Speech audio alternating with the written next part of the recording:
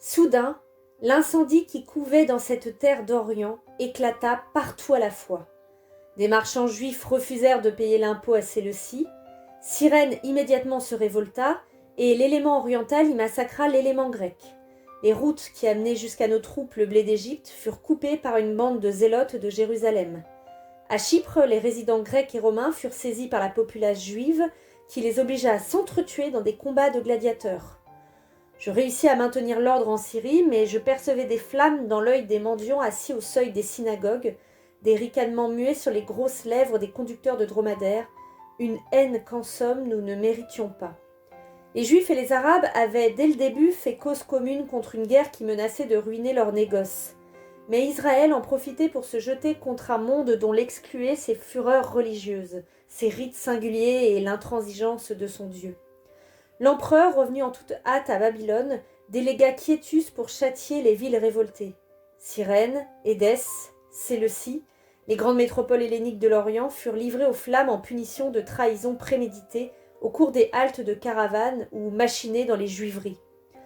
Plus tard, en visitant ces villes à reconstruire, j'ai marché sous des colonnades en ruine, entre des files de statues brisées. L'empereur Osroès, qui avait soudoyé ces révoltes, prit immédiatement l'offensive. Abgar s'insurgea et rentra dans Édesse en cendres. Nos alliés arméniens, sur lesquels Trajan avait cru pouvoir compter, prêtèrent main forte aux satrapes. L'empereur se trouva brusquement au centre d'un immense champ de bataille où il fallait faire face de tous côtés. Il perdit l'hiver au siège de Hatra, place forte presque inexpugnable, située en plein désert, et qui coûta à notre armée des milliers de morts. Son entêtement était de plus en plus une forme de courage personnel. Cet homme malade refusait de lâcher prise. Je savais par Plotine que Trajan, malgré l'avertissement d'une brève attaque de paralysie, s'obstinait à ne pas nommer son héritier. Si cet imitateur d'Alexandre mourait à son tour de fièvre ou d'intempérance dans quelque coin malsain de l'Asie, la guerre étrangère se compliquerait d'une guerre civile. Une lutte à mort éclaterait entre mes partisans et ceux de Celsus ou de Palma. Soudain, les nouvelles cessèrent presque complètement. La mince ligne de communication entre l'empereur et moi n'était maintenue que par les bandes humides de mon pire ennemi. Ce fut à cette époque que je chargeai pour la première fois mon médecin de me marquer à l'encre rouge sur la poitrine la place du cœur. Si le pire arrivait, je ne tenais pas à tomber vivant entre les mains de Lucius Quiétus. La tâche difficile de pacifier les îles et les provinces limitrophes s'ajoutait aux autres besognes de mon poste, mais le travail épuisant des jours n'était rien comparé à la longueur des nuits d'insomnie. Tous les problèmes de l'Empire m'accablaient à la fois, mais le mien propre pesait davantage. Je voulais le pouvoir, je le voulais pour imposer mes plans, essayer mes remèdes, restaurer la paix. Je le voulais surtout pour être moi-même avant de mourir. J'allais avoir 40 ans. Si je succombais à cette époque, il ne resterait de moi qu'un nom dans une série de grands fonctionnaires et une inscription en grec en l'honneur de l'archonte d'Athènes que j'avais été. Depuis, chaque fois que j'ai vu disparaître un homme arrivé au milieu de la vie et dont le public croit pouvoir mesurer exactement les réussites et les échecs, je me suis rappelé qu'à cet âge, je n'existais encore qu'à mes propres yeux et à ceux de quelques amis qui devaient parfois douter de moi comme j'en doutais moi-même. J'ai compris que peu d'hommes se réalisent avant de mourir. J'ai jugé leurs travaux interrompus avec plus de pitié.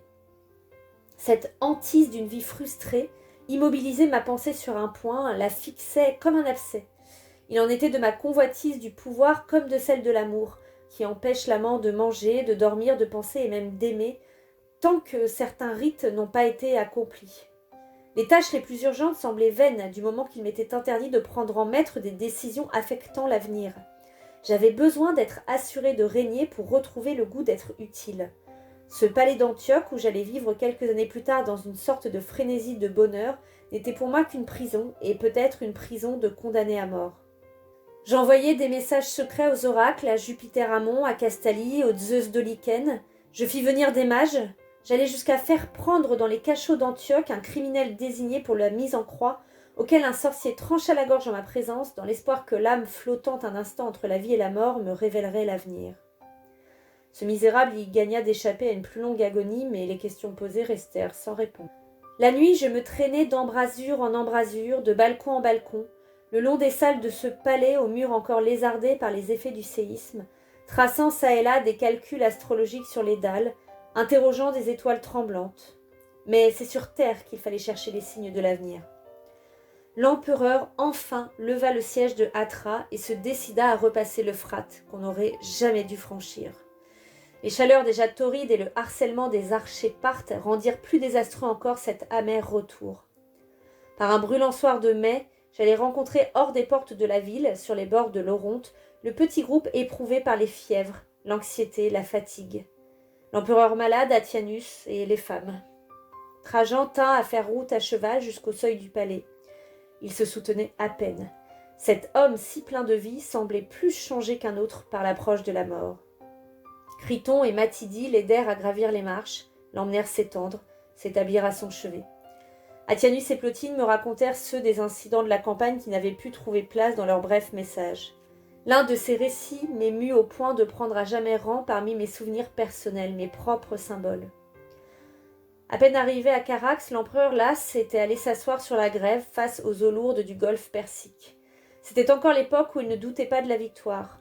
Mais pour la première fois, l'immensité du monde l'accabla et le sentiment de l'âge et celui des limites qui nous enserrent tous. De grosses larmes roulèrent sur les joues ridées de cet homme qu'on croyait incapable de ne jamais pleurer. Le chef, qui avait porté les aigles romaines sur des rivages inexplorés jusque-là, comprit qu'il ne s'embarquerait jamais sur cette mer tant rêvée. L'Inde, la Bactriane, tout cet obscur Orient dont il s'était grisé à distance, resteraient pour lui des noms et des songes. Dès le lendemain, les mauvaises nouvelles le forcèrent à repartir.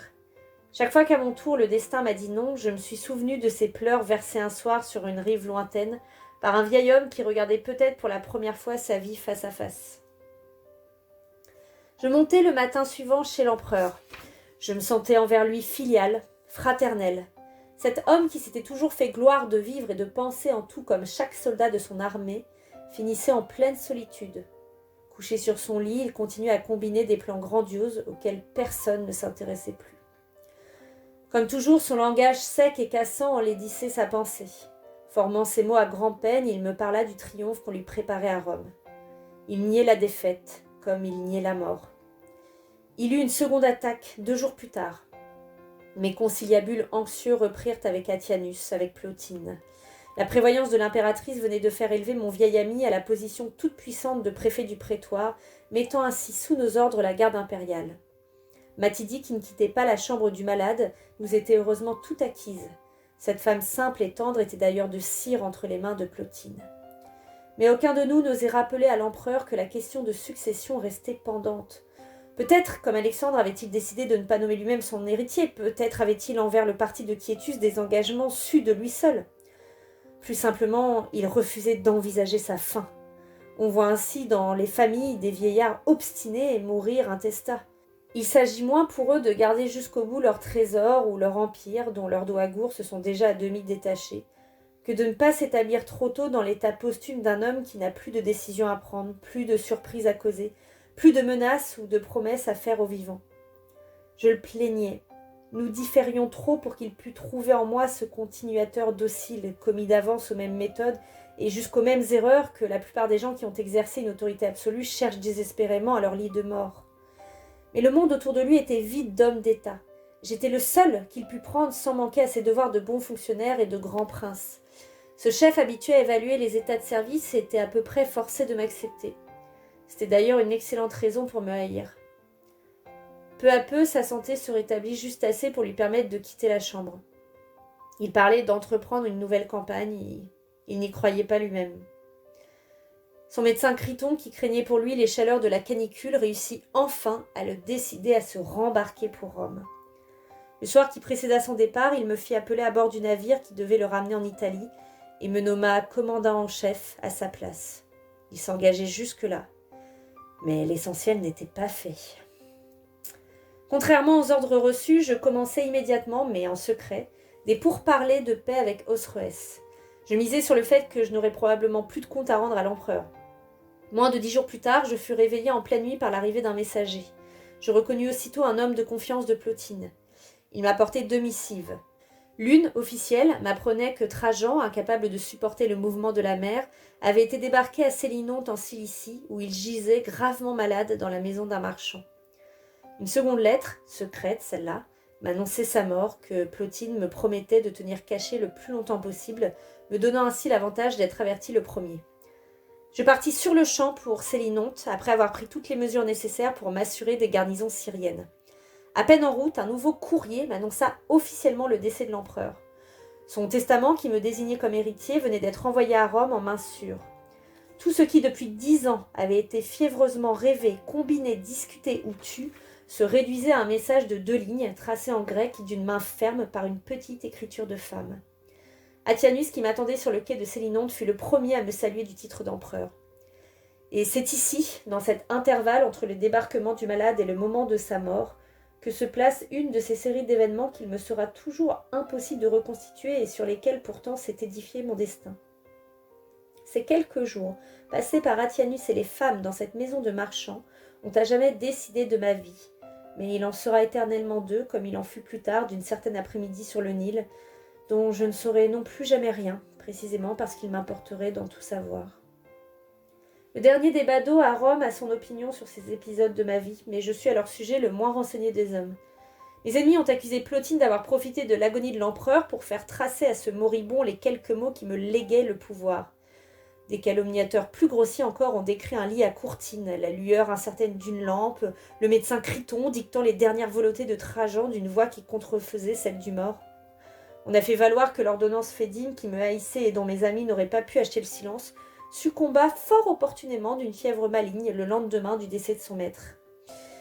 Il y a dans ces images de violence et d'intrigue je ne sais quoi qui frappe l'imagination populaire et même la mienne.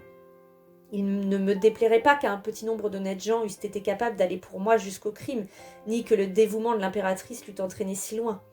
Elle savait les dangers qu'une décision non prise faisait courir à l'État. Je l'honore assez pour croire qu'elle eût accepté de commettre une fraude nécessaire si la sagesse, le sens commun, l'intérêt public et l'amitié l'y avaient poussé. J'ai tenu entre mes mains depuis lors ce document si violemment contesté par mes adversaires. Je ne puis me prononcer pour ou contre l'authenticité de cette dernière dictée d'un malade.